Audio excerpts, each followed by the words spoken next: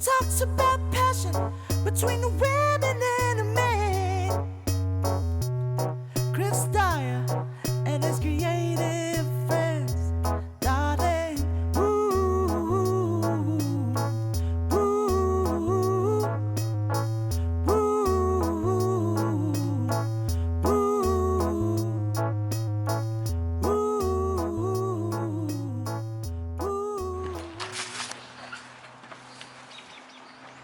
Welcome to the Nexus.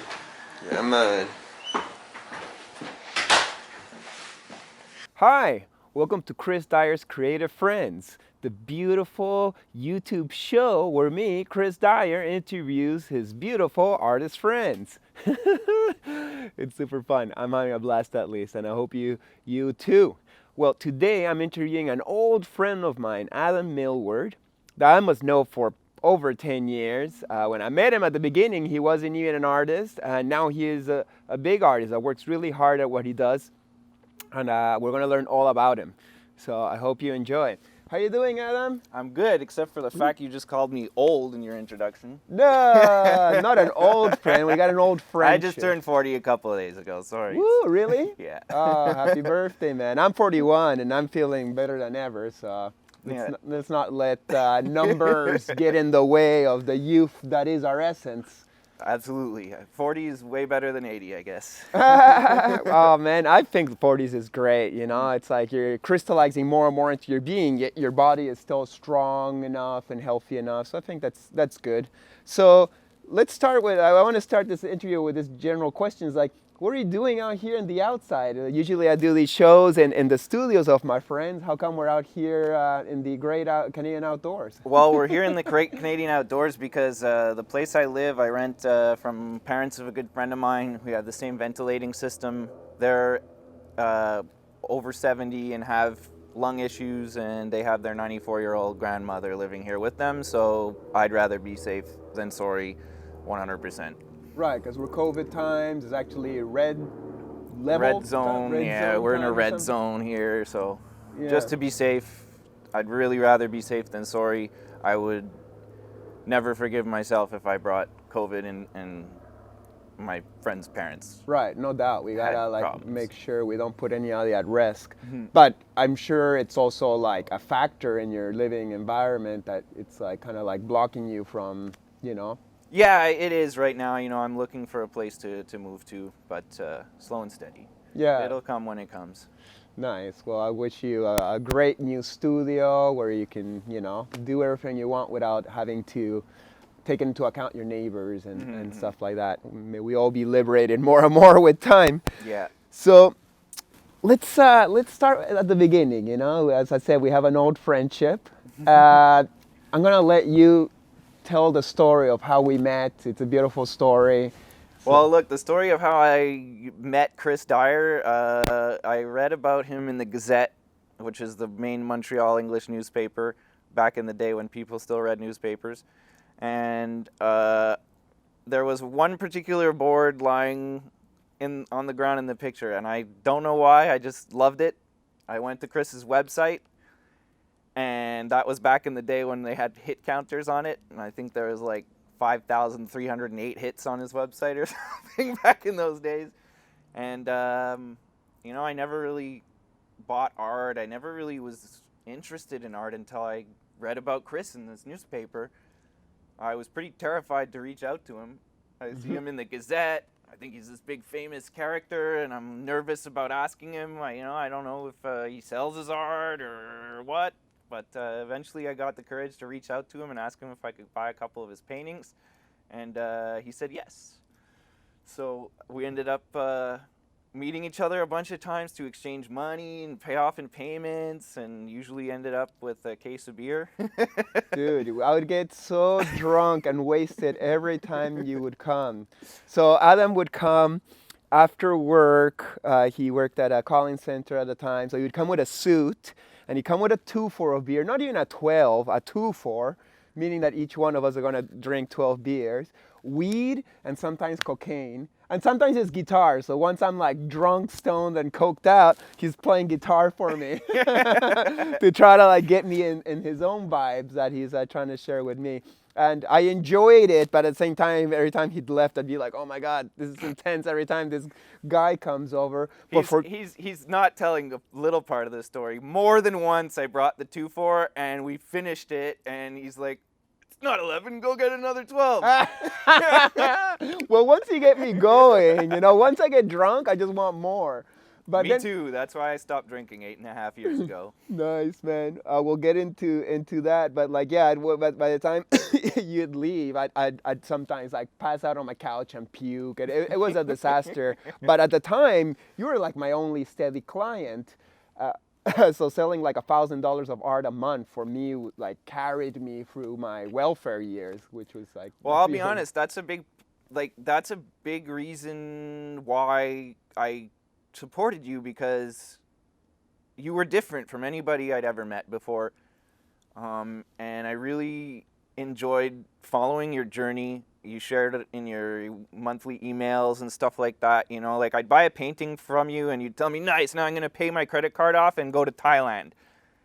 And I'd see you in Thailand, and then I'd see you come back from Thailand, and all the experiences you had there would work its way into your art, and I felt like I was part of that. I really did. I felt like I helped you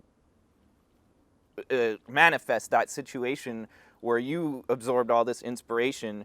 So I kind of felt like I wasn't an artist, and I was kind of jealous. I never thought of myself as an artist. I couldn't draw. I remember in elementary school, I literally got kicked out of art class on purpose because I was jealous of all the kids who could draw Wolverine and Spider-Man and Venom.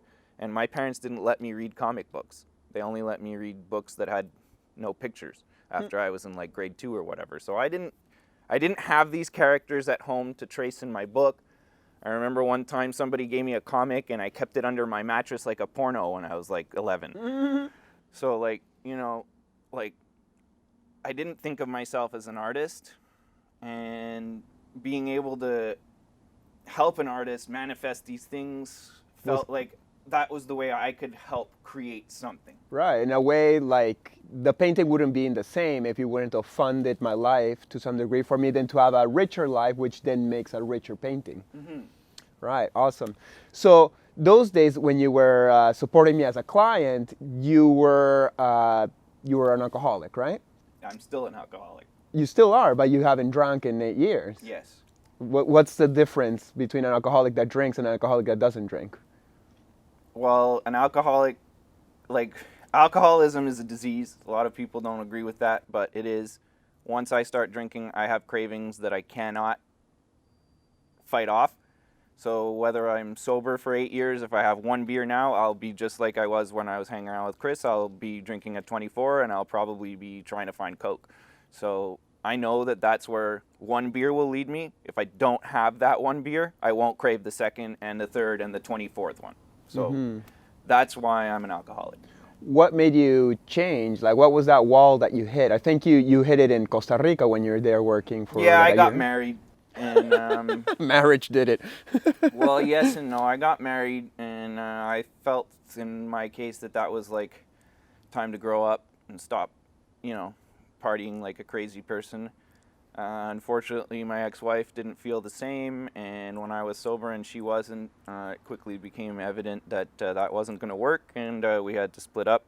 I had to come back to Canada, and here we are. You were in Costa Rica for how long? I was there for 5 years. I started painting when I lived in Costa Rica, actually. Okay. So you went way down the cocaine rabbit hole in Costa Rica because it was cheaper. Yeah. And at one point you said, I fucking can't live this life anymore. What was that factor that just I can't do this anymore? What it wasn't really I can't do this anymore. Well, actually, it sort of was. I lost my job in Costa Rica. I'd worked for a company for 10 years, and I made a lot of money, and then the company closed, and because I wasn't a resident yet in Costa Rica, Costa Rican companies weren't really allowed to hire me. So I went from, a $60,000, $80,000 a year job to, a $8,000 a year job, and I think that was a big reason. I didn't have the funds to continue living that way, so yeah, that's a big part of it. And when did art come in? Right after you sobered up?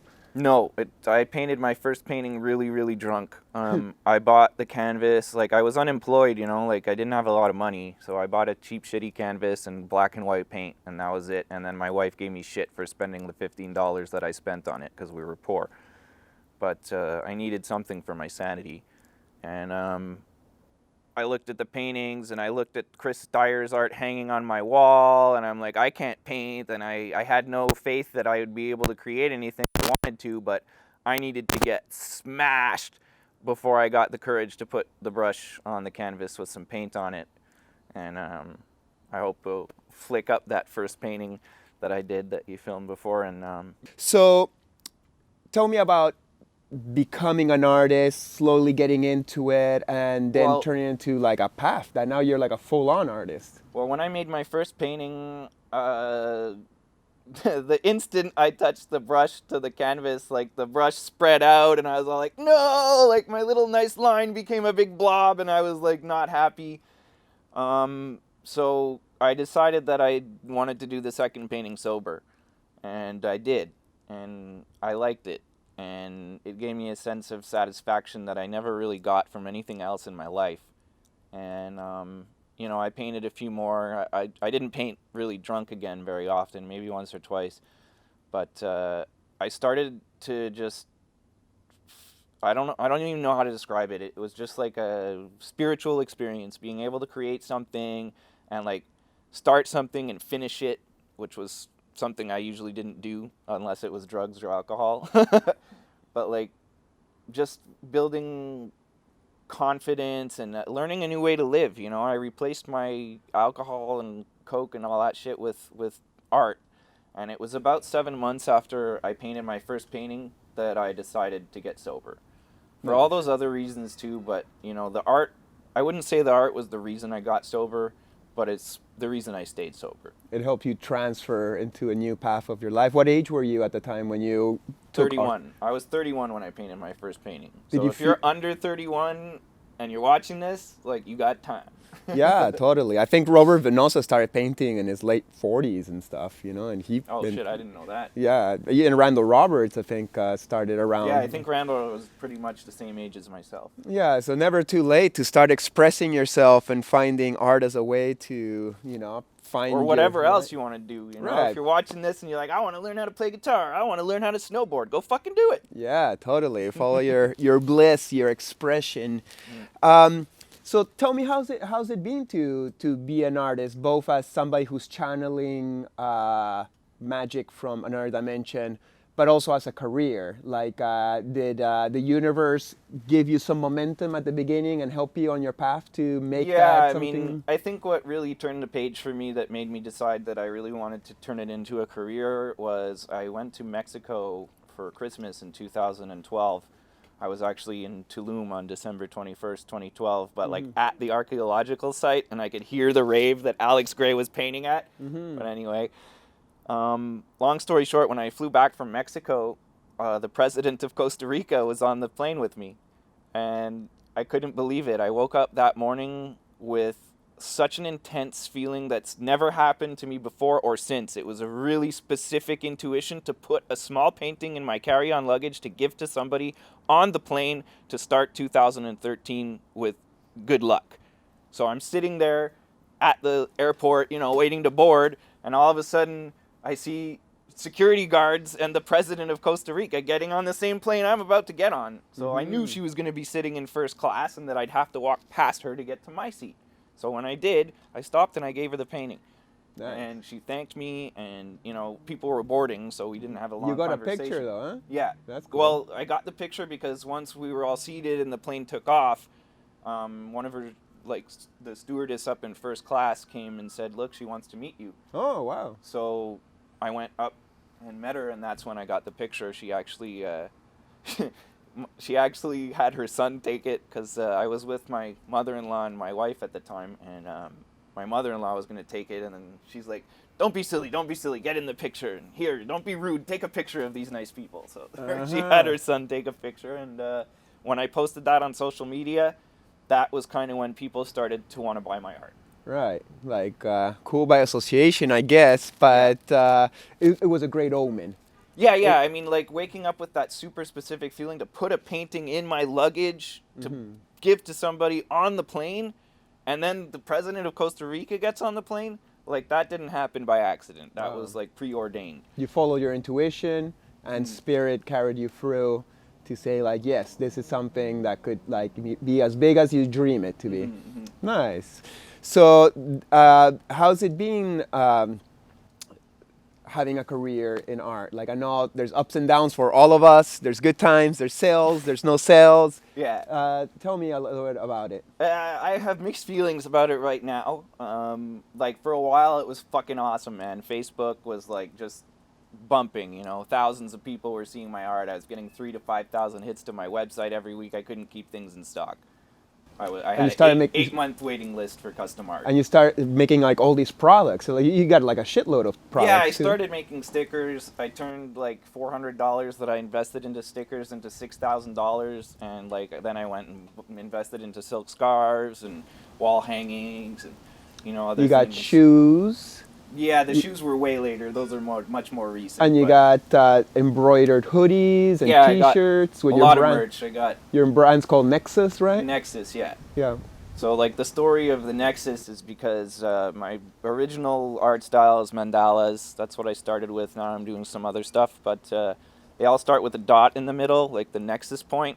But then after that, the possibilities are infinite. So my Nexus logo is like the word Nexus with the infinity symbol around it. I don't know if you see that well on the camera there, but I'm sure Ben can edit something nice in there.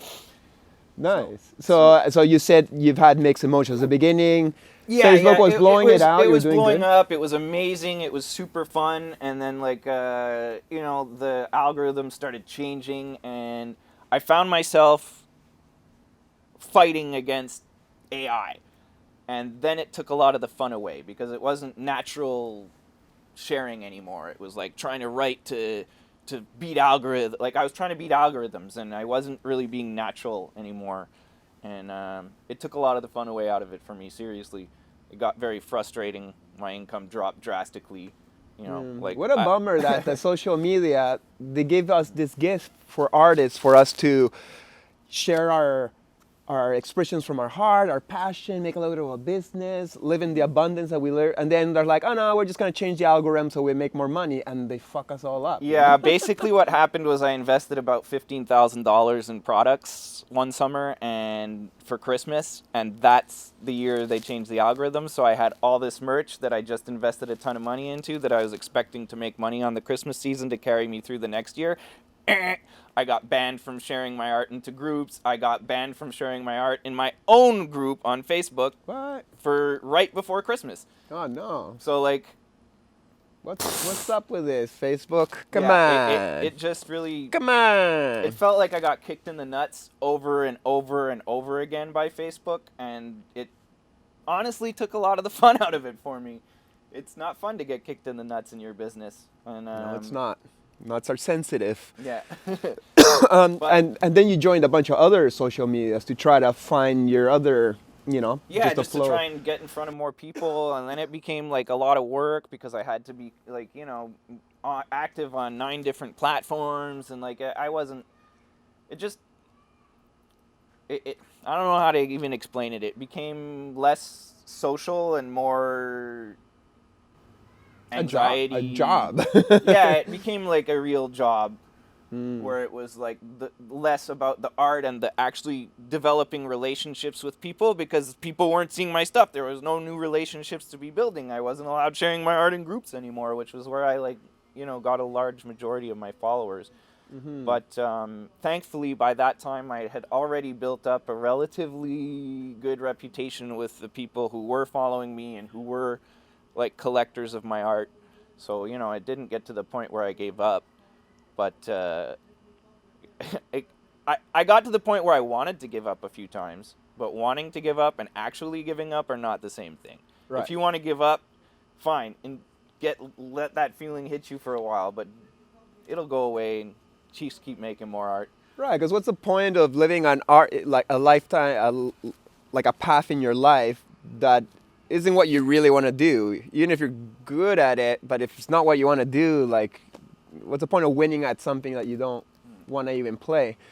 But you now are bouncing back and forth between your previous job as a telemarketer or a calling center manager or something like that, to kind of like finance the art side, so it gives you more freedom to do it now? Yeah, I mean, I was really reluctant to admit defeat and raise the white flag and go back and get a job working for someone else. I probably should have raised that white flag a year or two before I did, because the last year or two of trying to work full-time as an artist were just super stressful. I wasn't making ends meet. I had to ask my landlords if they could wait a couple weeks for me to pay the rent sometimes, and like, that's just not the way I like to live. I was going into debt. I've lived my whole life without debt. Even when I was a cokehead, I never got into debt. So like, when I was starting to build up debt for my business, I was like, this isn't working for me. So I went and got a job, and now I'm much more comfortable because I can pay my bills without stressing the fuck out. If I make a painting and it doesn't sell, I don't care. If I invest in products and I don't sell out, I don't care, because that way I have merch for when I'm doing local market events. It looks good that I have a big booth full of shirts and clothes and stuff hanging. So if they don't sell online, it's not a big deal because I can move them other places, and plus they look good for like, oh, this guy has all these things with his art. He's professional. So, you know, it helps sell the original paintings to have all that stuff. And so having that side job, that normal person job, kind of gave you the freedom to do your art. Does it not take away too much time from your art career? It does take up a lot of time from my art career, because working as a full-time artist is a full-time job.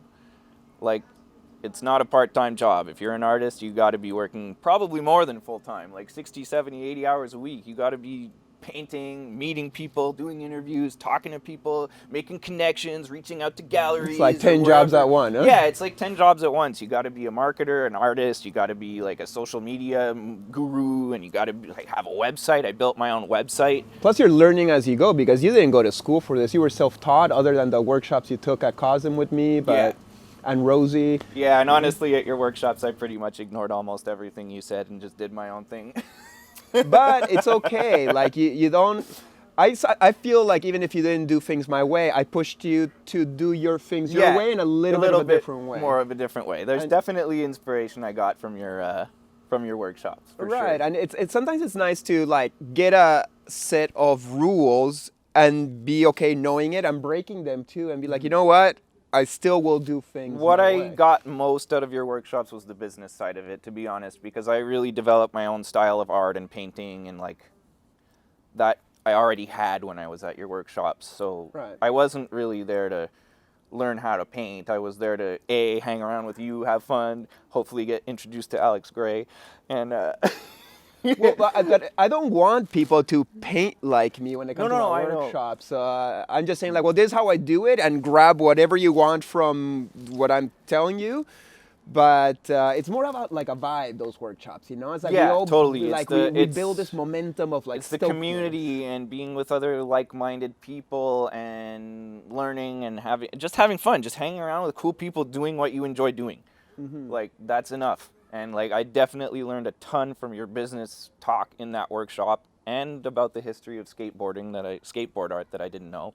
Mm-hmm. So those parts were awesome. And you did your first skateboards and you sold them, or I got one of them as a gift. Yeah, I did my first skateboard at your workshop, and then when I shared it, I got like 4 commissions to do skateboards for other people. So that was awesome. Nice. So back to the dance between the normal job and the art job. Would you like to go back to being an artist 100% if you can figure out the equation that makes it that you can sustain yourself in that way? Or do you always want like a couple days a week where you do the calling center that pays for your bills, and then the rest of the time you can have the freedom to do whatever the fuck you want? Of course I'd love to be back doing art full time, but I'm not willing to put myself in a situation where my income becomes a problem again.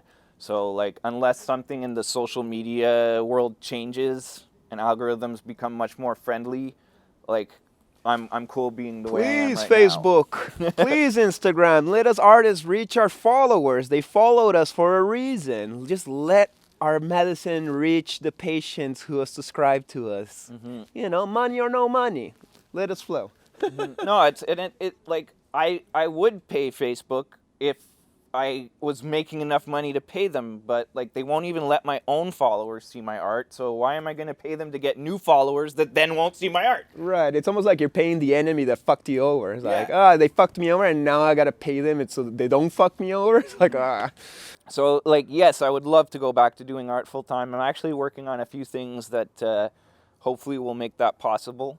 I don't want to let the cat out of the bag. You're going to have to wait and watch. Yeah, I know all about it. I'm excited for you guys to see Adam's new tricks. But you were mentioning before that you were doing some art market. So how is doing, say, like an art market locally here in the South Shore of Montreal compared to being online? Like, and you got a little bit of social anxiety on top of it. You had to get over that hurdle. Not so much. I used to sell chocolate bars in parking lots. The social anxiety isn't... It manifests itself in parties, not in markets. Okay. Like when I'm at a market, I'm there to sell my art. I'm there for a reason, and I'm not around a bunch of intoxicated people. The social anxiety comes when I get invited to a party and like 80% of the people there have a beer in their hand. That's where the social anxiety comes from. But like for me, selling at markets is super fun. A, I'm a sales guy in my day job, so I like making sales. And B, meeting people face to face in your community, there's no replacement for that. Like online can't take that away from me. You know, Facebook algorithms can't stop me from setting up my tent at a little event that I get invited to. You know, fuck you, Facebook, get the fuck out of here. So those markets are super fun and super motivating. It sucks that we can't do any right now because of COVID. Right. I had actually been like signed up for quite a few things and they're not happening, so. Yeah, well, let's hope that this whole COVID situation eases up and some of us can return to our normal flow of work, you know, so we can keep on sharing our medicine, making this place, this world a more beautiful place. Yeah. So tell me a little about your art in general. So you got a couple styles. Well, one thing like where I kind of segued into when I got this new job, like my mandala paintings, they take a long time. Like there's detail, there's a lot of process into them. So like even a smaller painting, like a 10 by 10 inch can take me 15 to 30 hours. So when I went back to working full time, I didn't have 5 or 6 hours a day that I could be sitting painting. I only had 2 or 3 hours a day where I could be sitting there painting. So in order to keep making art on a regular basis, I developed a new style. It's inspired by video games, my childhood in the 80s, which I know you're all about. Yeah, hell yeah. Like, mainly the idea is I kind of imagine I'm creating a level for a video game where each level's different, but if you see like 10 of them together, you'll know they're from the same game, i.e. by the same artist.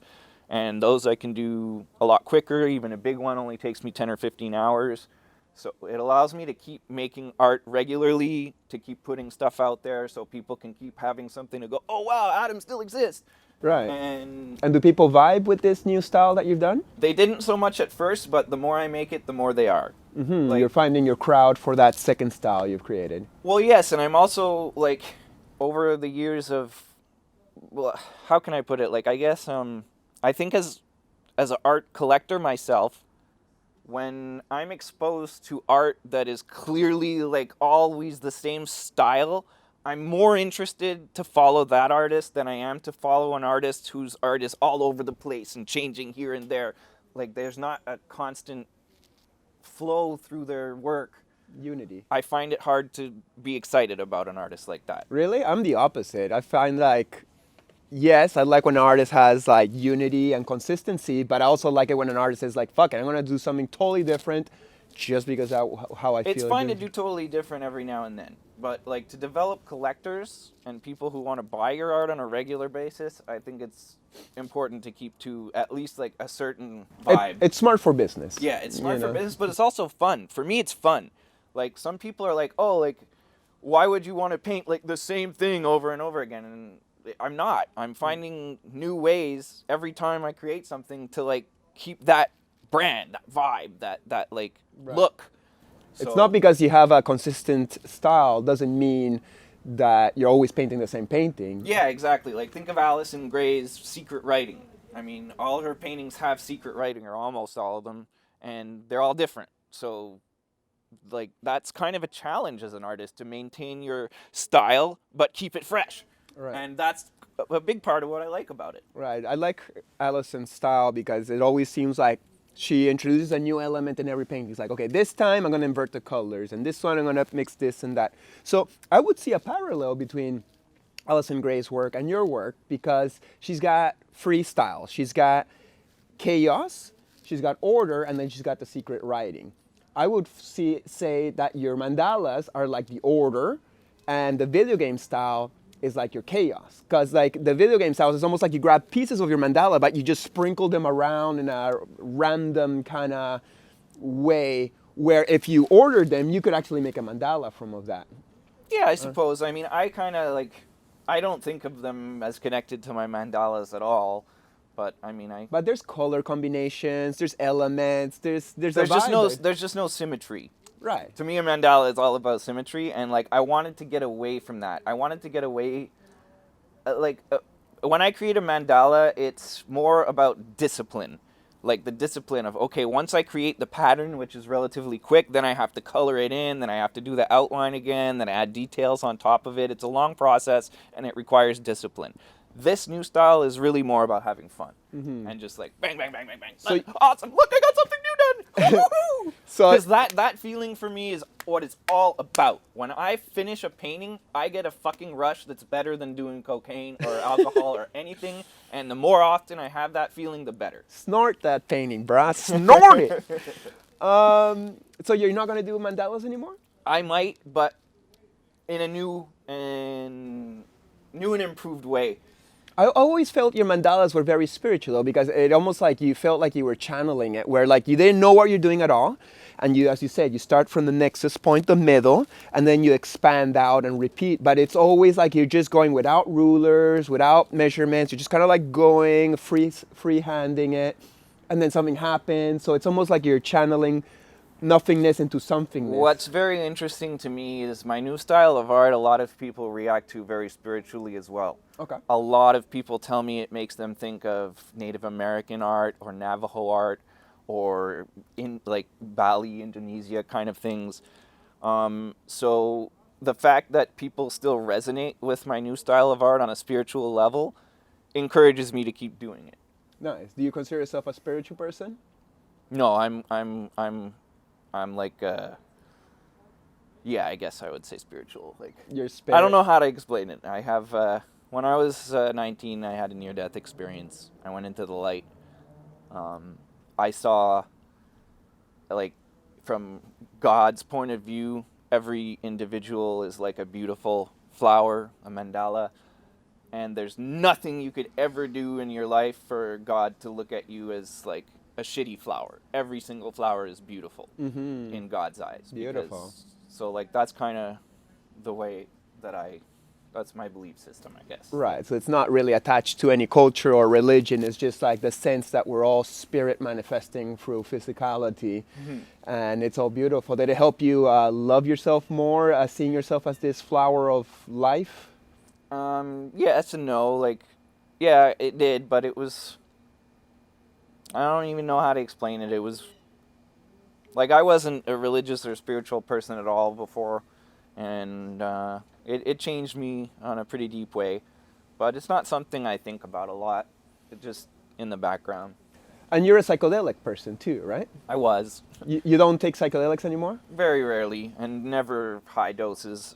Like, I might microdose some mushrooms now and then, but that's about it. And what psychedelics have you used before that kind of like made some breakthroughs?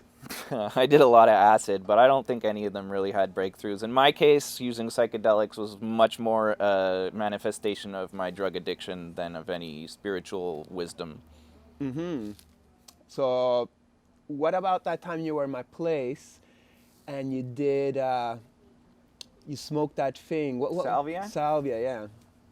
How was that? Because you came back out being all, oh my God, I went to some tunnel, or that was very special. And right after, I did some rapé and I threw up. And I never throw up on rapé. But some vibe you had brought down from that world affected me, and I started throwing up a whole bunch. which kind of reminded me of the times when you were my client and you would come to my house and get me drunk, and then I end up throwing up from the alcohol. Well, like, I barely remember that salvia doesn't last long. But like, yeah, I've done. That was the only time I've done salvia in years. Interesting.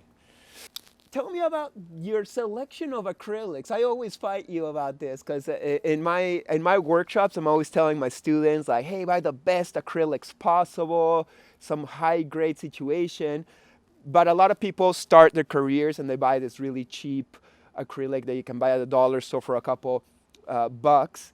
And that's how you start. You cannot buy the paint I use at the dollar store. The paint company that makes the paint that I buy has a lower end brand that you can buy at the dollar store. Don't get mad. The brand I buy is not available at the dollar store. However, it is available almost worldwide. Like I said, when I started painting, I live in Costa Rica and I was poor.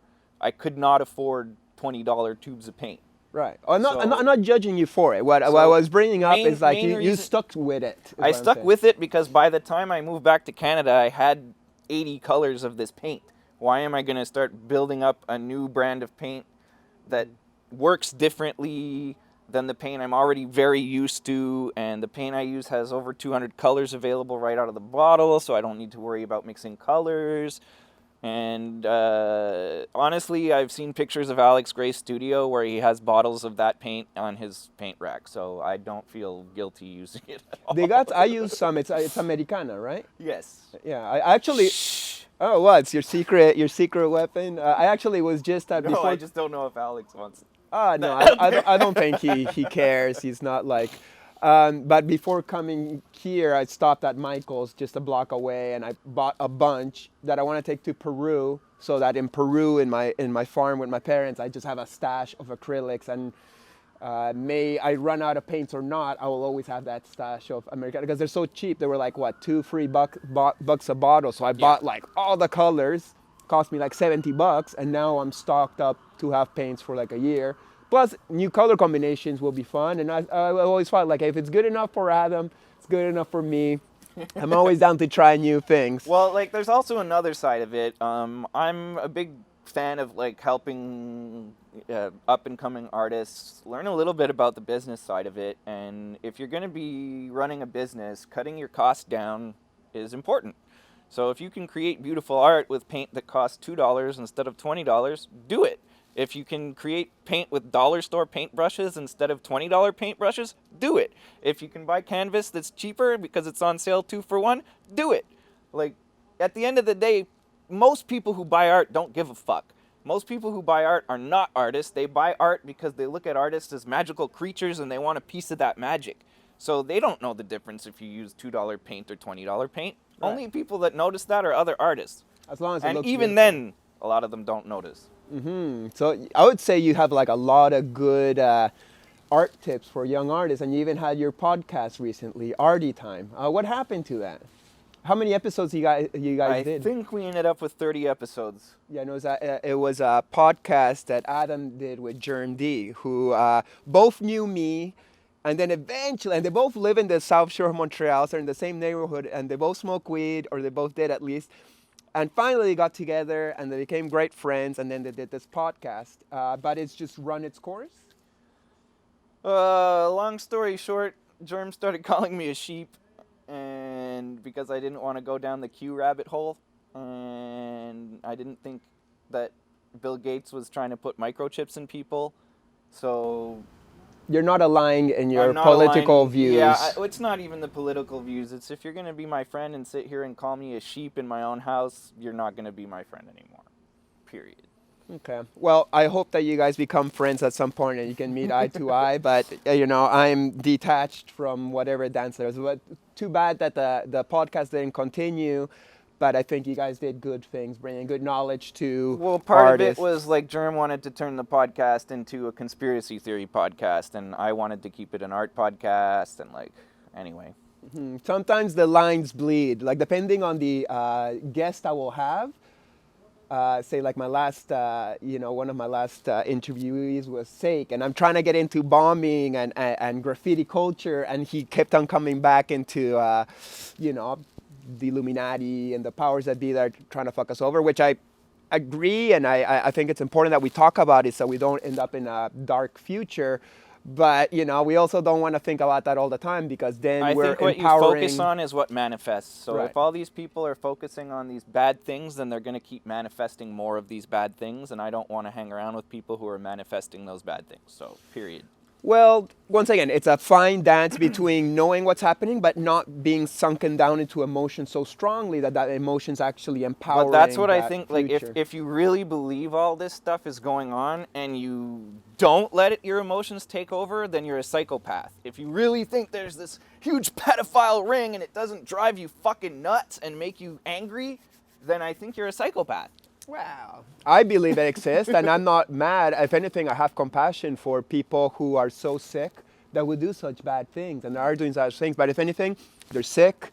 I feel compassion for these bad people. I hope that they wake up and they stop doing it, as I hope that me and everybody else wakes up from our bad things. This statistic that, Germ was throwing around at me, that 860,000 kids go missing in the United States each year, and then I looked it up, and I found that only 200 of these kids are taken by strangers. The rest of them are taken by their own family.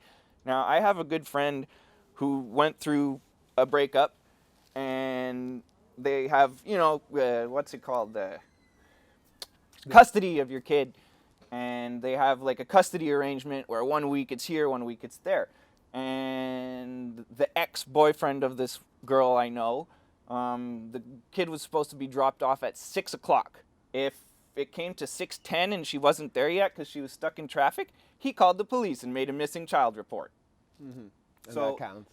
Like 99.9% of these missing children reports are situations exactly like that. Mm-hmm. So, well, despite of the unalignment that you and Germ have in your views of the world, one of the good things he did bring into your life was the Keto Diet, because you had, LBS or something like that? IBS. I had some really bad health problems, which really sucked. Tell me about the change of diet and how it helped you. Well, basically I had IBS-D, which meant like I was going to the bathroom 15 times a day. I couldn't absorb nutrients from food. I was always depressed. What is Keto Diet for those who don't know? Keto Diet know? is eliminating carbs, basically. It's not something I really like to talk about a whole lot, but like... you don't have to if you don't want to, but you can say... Long story short is I went on Keto Diet. Germ told me about it. I hadn't really heard of it before. I Googled it with IBS and found out that there was a lot of people who said it helped them with that situation. So I tried it and it helped me with that situation. Nice. So it was good. I felt like I had some energy again. I felt like a human again, because I was really, really depressed for 3 years. If you have IBS or colitis or like ulcerative colitis, these diseases are all similar. And there's a lot of like side effects outside the physical things that manifest because you're not absorbing nutrients. And if you're not absorbing nutrients from your food, your brain can't make the chemicals that it makes to make you happy. And if you're always lacking those nutrients, you're never going to be happy. So nice. Well, I'm happy you repaired that, and that you took the power, you had the drive to do a new diet, which is challenging because there's a lot of things you can't eat now, which probably you want to eat, but you did it because But I don't want to eat them, because basically what Keto Diet does is it eliminates sugar from your diet. Sugar is a white powder that's just as addictive as cocaine, and we all get hooked on it when we're little kids. Mm-hmm. So most people, when you suggest they cut sugar out of their diet, whoa, no, I could never do that. Whoa, you mean I can't eat candy? I can't eat fruit? I can't even eat bread? So, okay. But then you're still addicted to sugar, and you're still going to crave it. But once it was out of my diet for 2 weeks, whoa, all of a sudden I wasn't craving all these things that people think I want to eat. It's like, no, I don't want to eat them. I'm not craving them. Mm-hmm. Nice. So it's a liberation. It was big time liberation, yeah. Nice. You felt better. You lost weight. Now I pay for it. If I eat one of those sugary things, like my body goes out of ketosis, which is like a state where your body uses fat for energy instead of sugar. So if I go out of ketosis and then go back into it, it's like a 2-day, 3-day hangover. It really feels the same as an alcohol hangover. So I just don't even go down that route, because then not only do I feel like shit for 3 days, I'm also craving sugar again. Nice. Well, congratulations on taking control over your health and your life situation. Yeah, so, having the knowledge of how not to go back to alcohol really, really helped with that. Right. Like knowing that it's the first one that causes the domino effect. If I don't have the first one, don't have the cravings, don't have the problem. Right, that's the key to eliminate an addiction, right? Yeah, any addiction. Don't take that first beer and you should be fine. Adam just got his jacket on. It's getting kind of chilly out here. Yeah, the sun's going behind the house next door. It's not shining on me anymore. Oh, chilly. Tell me a little about your music. You also like to play guitar and bass. It's another artistic, spiritual expression of yours, but it's different from art, right? Yes and no. I mean, I've been playing guitar for a lot longer than I've been painting. I've been playing guitar longer than Jimi Hendrix was alive. So, for me, guitar is like, it's something I can pick up and just get lost in. And it's something that I don't really want to put out there because... You're not trying to sell yourself as a guitarist. Yeah, but also because I don't want it to ever get to the point where I feel stress around it, like I did with my art career, where I was like, got stressful and trying to reach people and get the content out there. I don't want my music to ever become that. My music is my meditation, where I can like chill from all that. Right, you just do it for the pure joy of expression. Yeah. Nice. Well, I hope that you'll play a song for us for the ending of the show, so people enjoy your. It's always like a freestyle, right? You never really write I always anything. improvise. I have a looper. I don't write songs. I never play the same thing twice. It's I just pick up and go, and that's what I love about it. It really is connected to my art in that sense that it's like always improvised, and I don't plan things out first. I just go. So like there is a little bit of similarity in that sense, but music has just always been something that I've loved. It just it's an escape from reality for a while, or a different reality for a while. Do you think it's a way to channel spirit? Sure, it can be. Mm-hmm. Yeah. Especially when you're freestyling and you don't know what's happening and you just go with it. Mm-hmm. You might just find what it is. Yeah, I mean, definitely, like, am I channeling a spirit or an entity or whatever? Or am I just channeling my higher self? I don't know. Like, I don't really want to put labels on it like that. I just want to do it. Mm-hmm. Beautiful.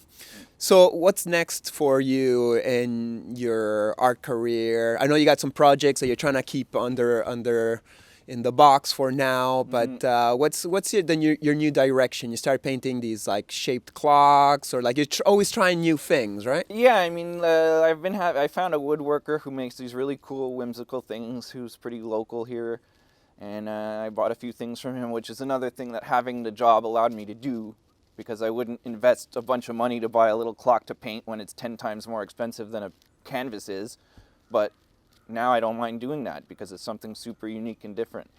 So yeah, I'm painting a few of those things right now. I mainly just want to keep painting my new style now. I have another thing I'm working on with my mandalas, but there's other people involved in the project that I'm waiting on. That part's out of my control. Some technological stuff. Yeah. Engineering and such.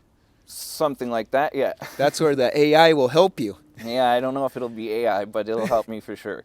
So, Nice. I don't want to talk a lot about that because it's like... We'll keep it secret. Yeah, it's keep all it good. a secret. Nice. So we're coming to the end of our show. Is there any like words of wisdom that you'd like to share with young artists or just humans in general? Like, Well,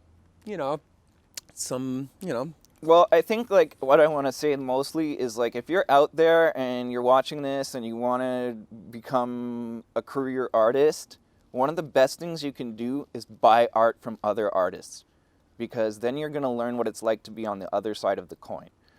And you're going to learn a lot about what it takes to sell art if you're buying art.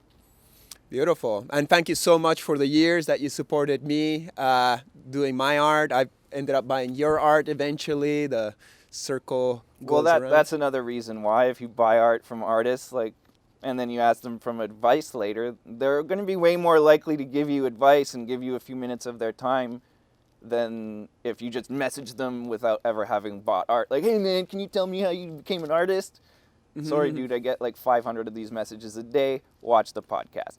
But if I bought 9 paintings from you and I'm like, hey, Chris, can you give me some advice? you'll probably take your time and help me out. Yeah, well, we've become friends with the years, you know. I don't put a wall between like, you're my client, give me your money, now leave me alone. There's no hard emotion or friendship. We've become friends. Well, and, that's you know, the thing is when you buy art from artists, you sort of become friends. yeah, which is a beautiful thing. And then we influence each other, we grow, and we keep on seeing each other throughout the years. So thank you so much for being there in my life, for teaching me, and for doing this podcast with me. It was really fun.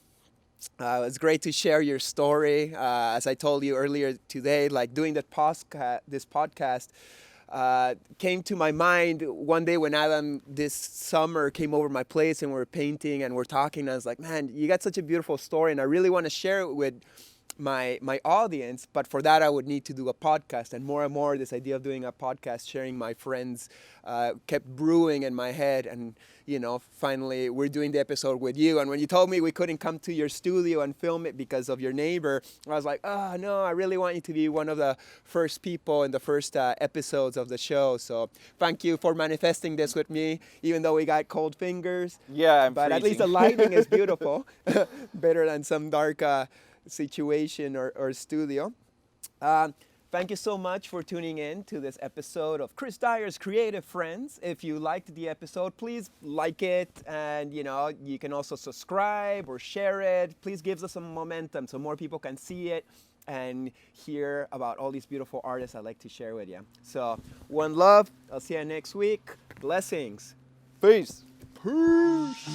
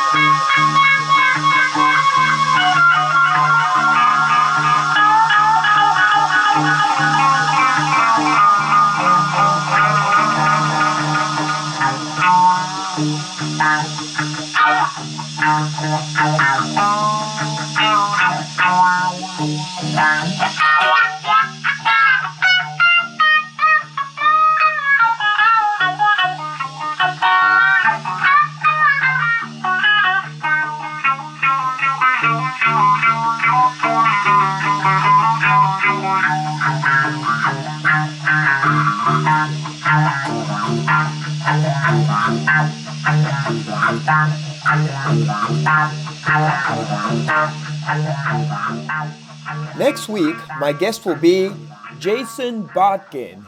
Like, what happens when you stick a bunch of artists, each from well-known crews and cliques and avenues of art, each with some sort of notoriety on their own, into a room at the same time, and you get them to collaborate?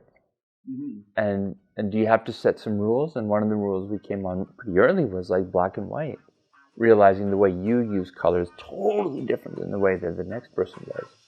So make sure to subscribe, like, and everything else. Big thanks, and see you next week. Peace.